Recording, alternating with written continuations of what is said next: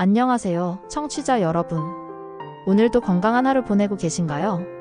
라디오 건강 이야기. 오늘은 많은 분들이 한 번쯤은 거울 앞에서 혹은 샤워 후 배수구를 보면서 깊은 고민에 빠지게 되는 주제, 탈모에 대해 이야기 나눠보겠습니다. 청취자 여러분, 머리카락이란 참 묘한 존재죠. 아플 때도 없고 잘려도 통증이 없지만 막상 빠져나가기 시작하면 가슴이 철렁 내려앉습니다. 머리카락은 단순한 털이 아니라 젊음과 자신감, 심지어 사회적 이미지와 직결되는 중요한 상징입니다. 그래서 오늘은 탈모란 무엇인가? 라는 기본적인 정의에서부터 탈모의 원인, 종류, 생활 속 잘못된 습관, 그리고 우리가 흔히 놓치는 탈모의 심리적, 사회적 측면까지 하나하나 짚어보려 합니다. 1부. 탈모 얼마나 흔한 문제일까? 먼저 청취자 여러분께 질문 하나 드리겠습니다. 주변에 탈모로 고민하는 사람 몇 명이나 계신가요? 아마 손에 꼽기 어려우실 겁니다. 왜냐하면 탈모는 정말 흔한 문제이기 때문이죠. 대한피부과학회 조사에 따르면 한국 성인 남성의 약 절반은 40세 이전에 탈모 증상을 경험한다고 합니다. 여성도 예외가 아닙니다. 여성의 약 25%, 즉 4명 중 1명은 평생 한 번 이상 눈에 띄는 탈모를 겪는다고 하죠. 특히 여성의 경우 단순히 외모 문제가 아니라 사회적 시선과도 연결되기 때문에 훨씬 큰 스트레스로 다가옵니다. 세계적으로도 상황은 다르지 않습니다. 미국 탈모학회 보고에 따르면 미국 남성의 3분의 2가 35세 이전에 이미 탈모 증상을 경험하고 50세가 되면 절반 이상이 뚜렷한 탈모를 겪는다고 합니다. 즉, 탈모는 국적과 문화를 가리지 않고 현대인에게 보편적으로 찾아오는 문제라고 할 수 있습니다. 그렇다면 탈모가 이렇게 흔한 이유는 무엇일까요? 그 배경에는 유전, 호르몬, 생활습관, 스트레스, 그리고 나이가 들면서 나타나는 자연스러운 변화까지 복잡하게 얽혀 있습니다. 2부. 탈모의 종류와 원인. 탈모라고 하면 그냥 머리카락이 빠진다고 생각하기 쉽지만 사실 의학적으로는 다양한 형태가 있습니다. 1. 남성형 탈모. 가장 흔한 유형으로 전문 용어로는 안드로겐성 탈모라고 부릅니다. 남성 호르몬이 대사되면서 생기는 DHT, 그러니까 디하이드로테스토스테론이라는 물질이 문제인데요. 이 DHT가 모낭을 점점 위축시켜 머리카락이 가늘어지고 성장 주기가 짧아지면서 결국 빠지게 됩니다. 청취자 여러분, 혹시 이마가 점점 M자 형태로 올라간다거나 정수리 부분이 드러나기 시작했다면 남성형 탈모일 가능성이 높습니다. 이 여성형 탈모. 여성의 경우 보통 정수리나 가르마 라인이 넓어지면서 숱이 줄어듭니다. 폐경 이후 호르몬 변화가 큰 원인이 되는데 특히 에스트로겐이 줄어들면서 모발 성장이 둔화됩니다. 다만 여성은 남성처럼 완전히 대머리가 되는 경우는 드물고 전체적으로 숱이 줄어드는 형태가 많습니다. 3. 원형 탈모. 여기서는 조금 다른 이야기를 해야 합니다.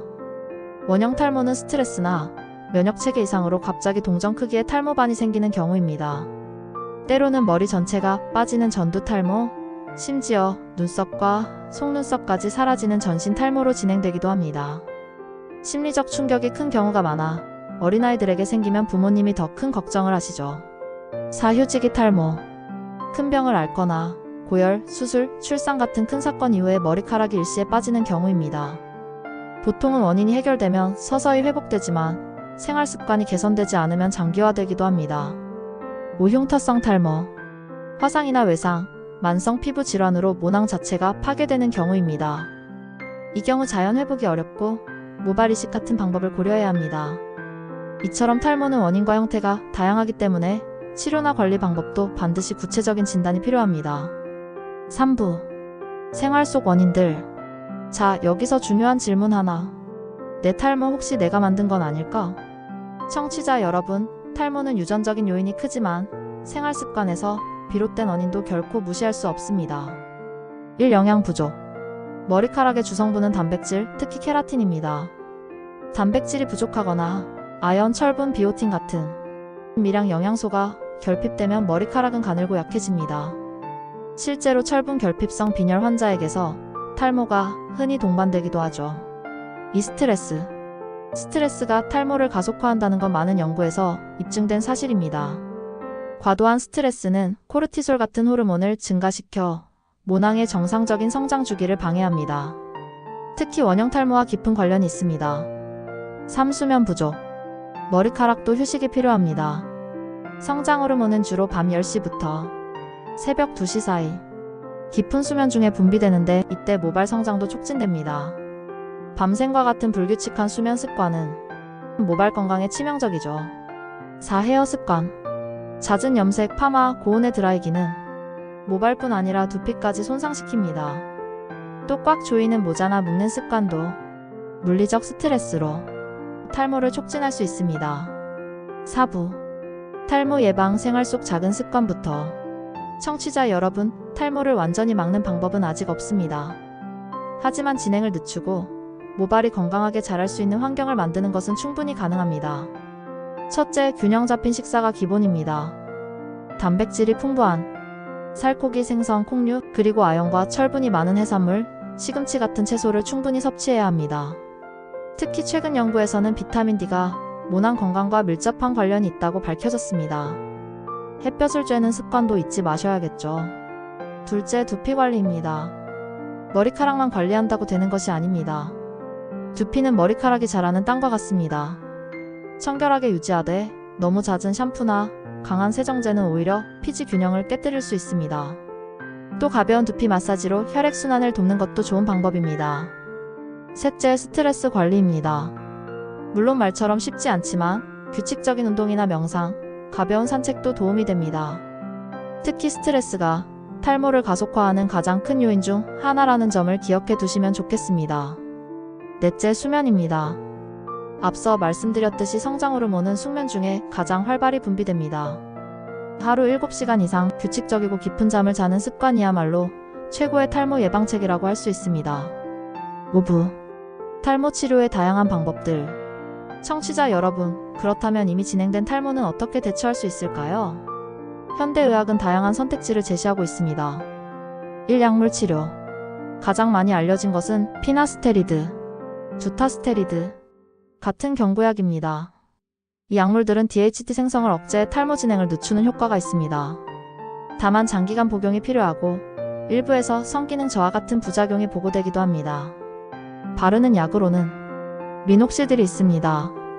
모낭의 혈류를 증가시켜 모발 성장을 촉진하는데 역시 꾸준히 사용해야 효과가 유지됩니다. 이 시술, 최근에는 저출력 레이저 치료나 PRP 자가혈소 판혈장 주사 같은 방법도 각광받고 있습니다. 두피의 성장 인자를 직접 주입해 모발 회복을 돕는 방식인데 개인차가 크기 때문에 전문의 상담이 필수입니다. 3. 모발 이식. 진행이 많이 된 경우에는 모발 이식을 고려할 수 있습니다. 뒷머리나 옆머리처럼 비교적 영향을 덜 받는 부위에 모낭을 옮겨 심는 방식입니다. 최근 기술은 자연스러운 결과를 낼 수 있지만 비용이 높고 수술 후 관리가 필요합니다. 청취자 여러분, 여기서 중요한 점은 무엇을 선택하든 꾸준함이 핵심이라는 사실입니다. 탈모 치료는 단기간에 드라마틱한 효과를 보기는 어렵습니다. 적어도 6개월에서 1년은 지켜보는 인내가 필요합니다. 6부. 탈모와 마음의 건강. 여러분, 탈모는 단순히 머리카락만의 문제가 아닙니다. 많은 연구가 탈모가 자존감 저하, 우울감, 대인기피로 이어질 수 있음을 보여주고 있습니다.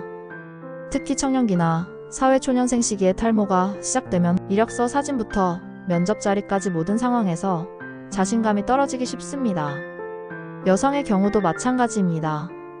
숱이 줄어든 머리는 메이크업으로 가릴 수 없고 타인의 시선은 더욱 날카롭게 느껴집니다. 실제로 한국의 한 조사에 따르면 탈모 환자의 70% 이상이 일상생활에서 심리적 위축을 경험했다고 합니다. 또한 이들 중 절반가량은 실제로 우울증이나 불안 증상을 호소하기도 했습니다. 그렇다면 우리는 어떻게 이 문제를 극복할 수 있을까요? 첫째, 전문가 상담을 두려워하지 마세요.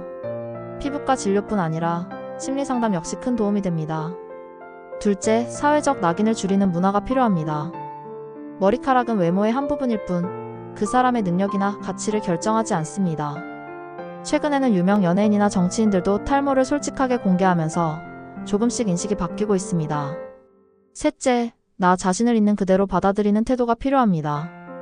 물론 말처럼 쉽지 않지만 탈모는 많은 사람들이 겪는 자연스러운 과정이라는 점을 기억하시면 좋겠습니다. 7부. 탈모 더 넓은 시선으로 바라보기. 청취자 여러분, 흥미로운 이야기를 하나 해드릴까요? 고대 이집트에서는 파라오들이 가발을 썼고 중세 유럽 귀족들도 탈모를 가리기 위해 화려한 가발을 사용했습니다. 즉, 탈모는 인류 역사와 함께 늘 존재해왔고 사회적 지위나 문화와도 깊이 연결되어 있었습니다. 오늘날에도 마찬가지입니다. 국내 탈모 관리 시장은 연간 수천억 원 규모로 성장했고 글로벌 시장은 수십조 원에 달합니다. 그만큼 많은 사람들이 이 문제를 심각하게 받아들이고 있다는 뜻이겠죠. 그러나 다시 강조하고 싶은 점은 탈모는 단순히 감추고 숨겨야 할 문제가 아니라 건강관리의 일부이자 삶의 자연스러운 과정이라는 사실입니다. 자, 오늘은 이렇게 탈모라는 주제를 길게 다뤄봤습니다. 머리카락 몇 올에 웃고 울며 고민하는 것이 인간의 솔직한 모습일지 모릅니다. 하지만 중요한 건 탈모를 어떻게 바라보느냐, 그리고 내 삶 속에서 어떻게 관리하느냐입니다. 청취자 여러분, 거울 속의 내 모습이 조금 변한다고 해서 나의 가치까지 줄어드는 건 아닙니다.